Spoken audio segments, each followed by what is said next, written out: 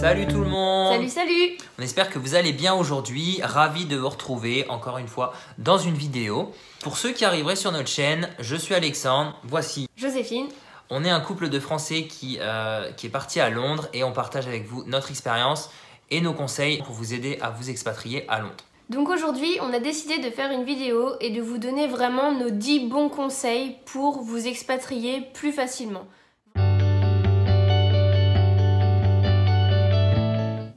Alors notre premier conseil, et il coule un peu de source, Oui. Renseignez-vous un maximum, que ce soit sur la culture du pays, sur les habitudes des habitants ou en tout cas des gens que vous y croiserez, les transports, les boulots, les sites.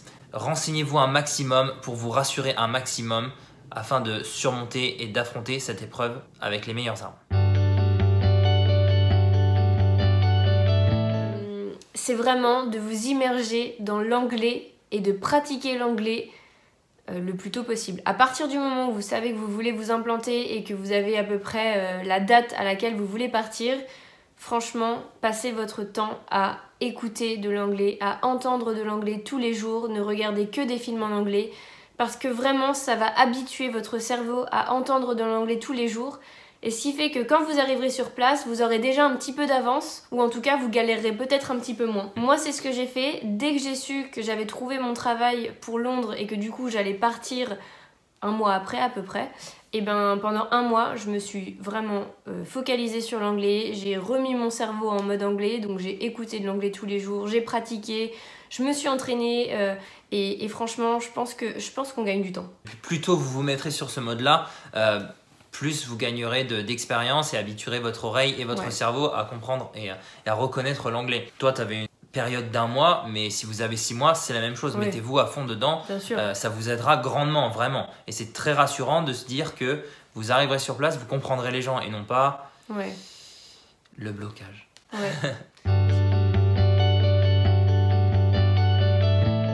Troisième petit conseil, je sais que ça ne peut pas forcément s'appliquer à tout le monde, mais lorsque nous avons décidé de nous expatrier à Londres, à cette période-là, on rentrait en fait pour tout vous dire d'Australie. Donc en fait, il y a eu peut-être que 2 mois de battement entre notre retour en Australie, 3 mois, et notre départ pour l'Angleterre. Donc du coup, entre-temps, forcément, j'ai pas touché le pôle emploi ou quoi que ce soit. Il n'y a pas eu vraiment de temps pour que quoi que ce soit se mette en route. Mais par contre, je me suis renseignée et en fait, Pôle emploi propose des primes de déménagement, il me semble que ça s'appelait à l'époque parce que c'était il y a 1 an. Donc en fait c'est une prime de déménagement ou de mobilité. Je suis plus exactement sûre mais je vous mettrai le lien dans la barre d'infos si vous voulez pour pouvoir y accéder directement. Et selon certains critères, vous pouvez accéder à cette prime qui est de plus de 1000 € il me semble.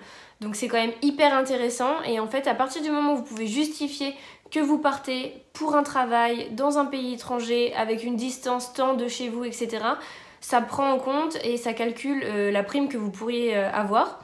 Et en fait, c'est pour vous aider à déménager, vu qu'ils savent qu'il y a un coût, qu'il y a des frais, etc.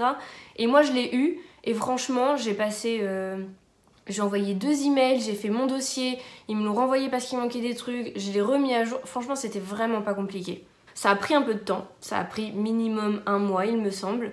Déjà, pour avoir une réponse, ça a pris du temps. Mais ça peut être une astuce pour avoir un petit bagage en plus. Sachant que dans ton cas, tu n'as jamais, même avant de partir en Australie, tu n'as jamais été inscrit au Pôle emploi, touché le Pôle emploi chaque mois, etc. Donc si t'avais j'étais pas inscrit au Pôle emploi. Ouais, en tant que demandeur d'emploi sur quelques mois, mais tu n'avais pas un dossier si présent dans le Pôle emploi. Et pourtant, ton dossier est passé comme une lettre à la poste et ça s'est fait quand même assez vite. Le seul truc, il me semble, c'est qu'il faut vraiment que vous ayez trouvé le travail.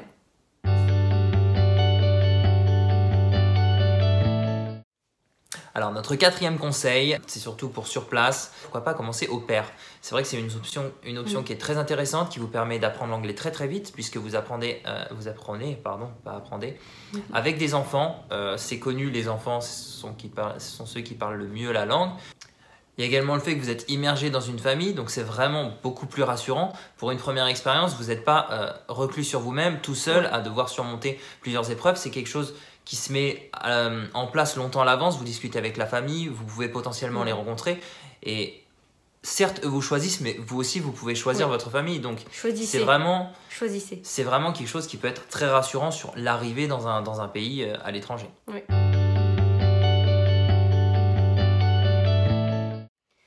5e bon conseil, vraiment, renseignez-vous sur YouTube, sur les blogs, etc. Tous les expatriés, vous pouvez vraiment trouver énormément d'informations de nos jours. C'est hyper facile, que ce soit sur YouTube, grâce à notre chaîne YouTube évidemment, mais on en a trouvé plein d'autres également qui parlaient d'expatriation. C'est hyper facile de trouver les informations. Nous, ça nous parle plus sur YouTube parce que visuellement, une vidéo, on se met tout de suite à la place de l'autre. Mais également, il y a la dose de blogs d'expatriés où ils expliquent vraiment très bien les choses. Il y a plein de groupes Facebook sur lesquels vous pouvez poser vos questions, donc n'hésitez pas à contacter les bonnes personnes et à leur demander des témoignages ou des informations, parce que nous on est contactés tous les jours par des personnes qui nous demandent plus d'informations et on est plus que content de partager notre expérience. Donc surtout si vous avez des questions, contactez les gens sur Facebook, en général ils sont assez réceptifs.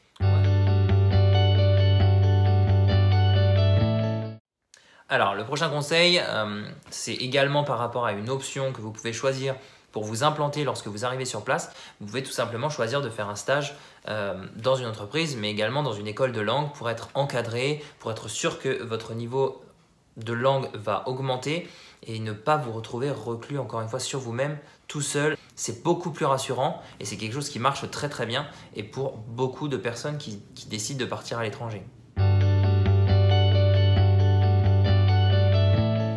Encore un conseil, et celui-ci sera pour les gens qui ne savent pas trop comment s'y prendre, qui ne savent pas qui contacter, etc.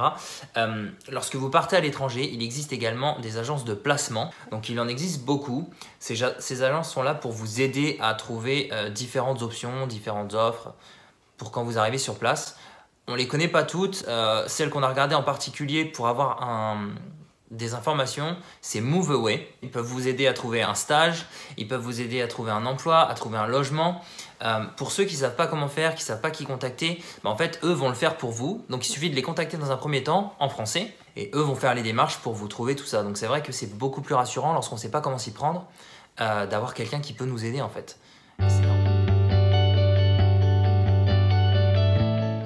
8e point, qui est peut-être un peu bête d'en parler, mais nous, grâce à notre expérience, on se rend compte qu'il faut toujours partir avec un peu d'argent de côté. Peu importe où est-ce que vous souhaitez partir, dans quel pays vous souhaitez vous expatrier, Alex et moi, on recommande vraiment d'avoir un peu d'argent de côté en cas de coup dur, en cas de pépin, parce que croyez-moi, ça peut arriver et au final, c'est vraiment rassurant, même s'il ne vous arrive rien, d'avoir de l'argent de côté. Parce qu'il y a toujours des choses qu'on n'a pas prévues. Ouais, c'est cette idée de pouvoir faire face en fait. Ouais. Parce qu'on ne sait vraiment pas sur quoi on va tomber. Ça peut être des situations qui sont faciles à résoudre, mais ça peut également être des situations qui sont des grosses misères. Ouais. Une bonne chose à savoir également, ça c'est si possible, essayez d'aller visiter le pays à l'avance dans lequel vous envisagez de partir. Mais c'est vraiment quelque chose qu'il faut penser à faire et c'est vraiment quelque chose qui va vous rassurer encore une fois avant d'envisager de partir.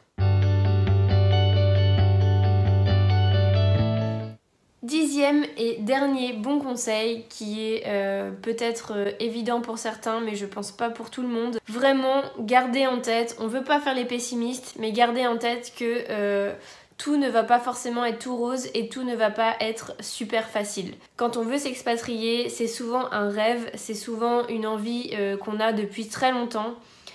Et souvent, on en a une idée précise en tête, ça ne sera pas forcément comme dans votre tête. Et il peut arriver des difficultés, vous allez traverser des moments un peu tristes, des moments où vous allez vous sentir un peu seul, comme tout expatrié, et je pense qu'on n'est vraiment pas les seuls. Il y a toujours un moment dans l'année où ça va être le cas, mais il faut passer par-dessus parce qu'au final, nous on en garde vraiment que les bons moments. Mais gardez bien en tête que ça ne va pas forcément être tout rose et extrêmement facile tout le temps. Préparez-vous à avoir à surmonter un certain nombre d'épreuves, gardez la motivation, gardez le courage et vous y arriverez, il n'y a pas de raison. Et c'est certainement des difficultés qu'on ne retrouve pas en fait quand on vit en France. Parce que forcément tout le monde a des difficultés. Ouais.